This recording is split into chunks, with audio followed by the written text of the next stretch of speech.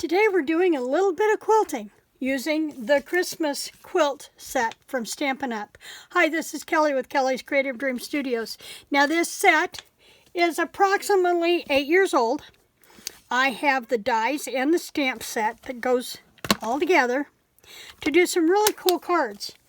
There was also a 6x6 paper pad that came out to coordinate, and we're going to play with these later in a different video, because I'm going to be using this partly for my Christmas stuff. But today we're going to put a quick card together. And I found this one, Stampin' with Tami. Now, I've been watching a video with Tami this morning, and she is so fun. I'll link her funny video down below. But, because we're going to be doing something similar to what she did in the video I'll link later on. But for now, we're going to go with something really simple. And let me pull it out of the sleeve. And that is just to use the quilted embossing folder. Now I'm not putting the ribbon, I might. I'll have to see what I've got for ribbon. And then stamping this. Now I had started with a green color and I didn't like it. I tried Emerald Envy, and it was too green to go with the papers. As you can see, they just really don't fit together. So then I pulled Garden Green, and I like this one much better. So I had already started a base to work with, so I had to do another one. So now we have Garden Green. Make sure I'm going right side up. With a 4 1/4 by 5 1/2 base. The mat is 4 by 5 1/4. And then we're going to stamp on this one. Now I've quilted this piece. And here's something I hadn't thought about till I watched Tami's video this morning.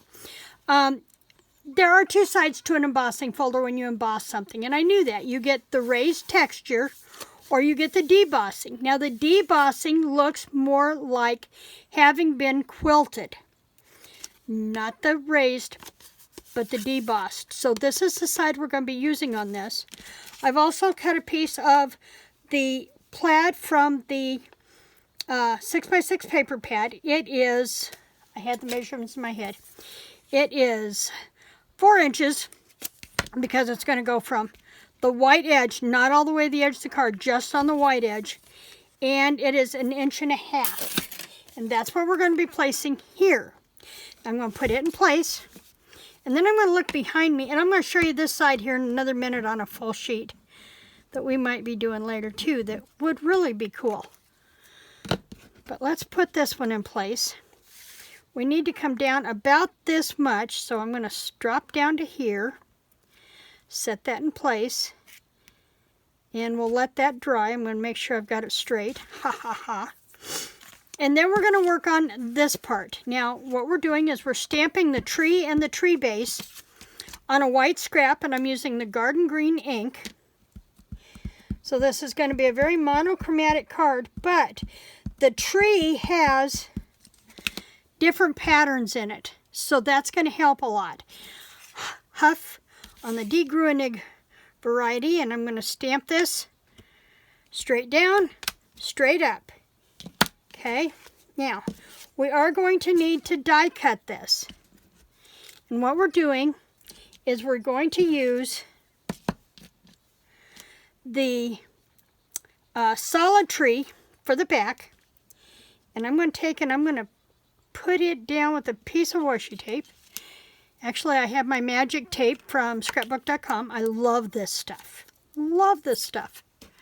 It is my favorite temporary tape that I have found. And I'm just going to try and lay that smoothly around there and get a good even tail. And tape it down.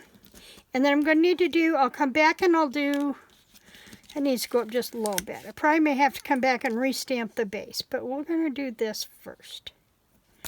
Okay. Well, I've come back and do the base. Now I have my medium Stampin' Up, or my mini, get it right here in a minute, and my plates to do this for my sandwich. Set that down there, set that on here. Make sure everything is square. Crank that through. I know I bypassed the die, and then come back. And that gives me a cleaner cut on there. Now we'll see if we're going to have to restamp the tree base. Oh, I think we can do it. I think we can do it. Let's get the magic tape off of there. And let's put our base on here. Oh yeah, we can get both on there. And we're going to do that. Bring this back up.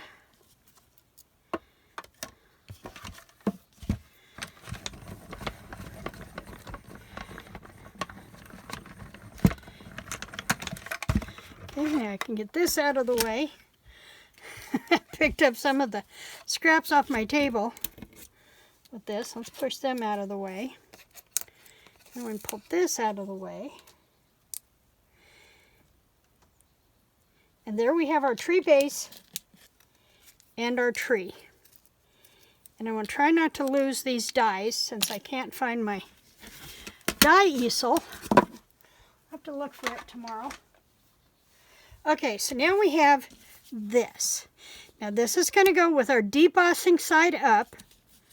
And we're going to put it on with dimensionals. And stop and think, I haven't worked over here in so long that I forgot where my dimensionals were at. And then we're just going to stick a dimensional on the back. Now I'm going to be very minimal with my dimensionals this year because dimensionals and the Postal Service, man, those people will break you.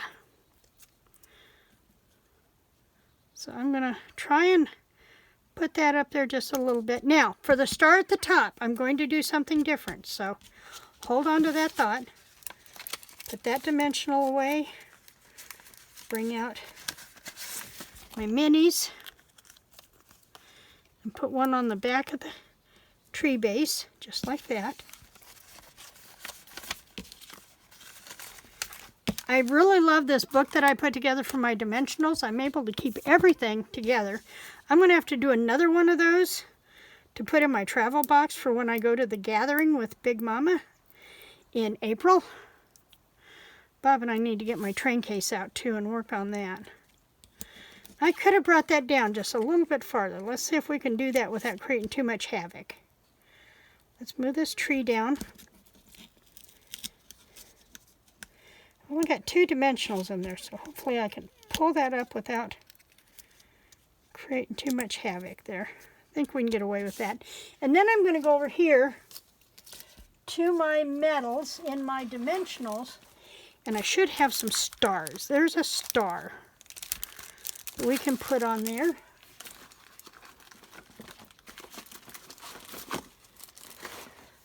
Love having all my embellishments organized. I'll pull this out, and I'm going to use a straight pin here to pick this up. And these are adhesive back, so I can put them right there, right on the top of that tree. And as I'm done with stuff, I put it back. That has become my mantra. If I can put it back right away, that is a big help. Now,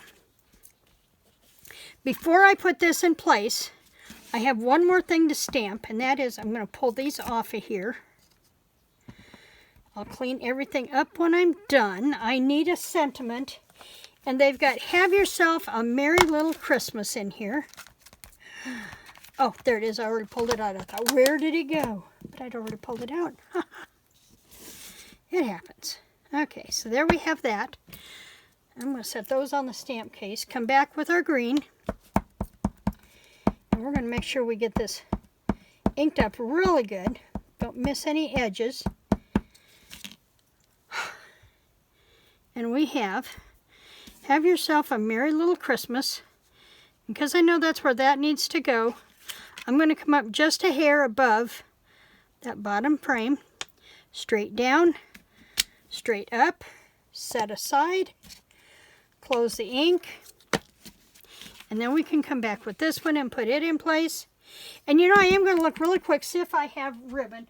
Most of my Christmas themed ribbon is in the bedroom, where I've been working on sorting. But let's see what I have in the drawer. This might work. This might work. Let's use a strip of this. And it needs to be. Now I'm going to, because this has this wrinkle here, I'm going to go ahead and cut that off. And I'm going to come in just a hair at almost. It just adds a bit of sparkle to that. And I'm going to run,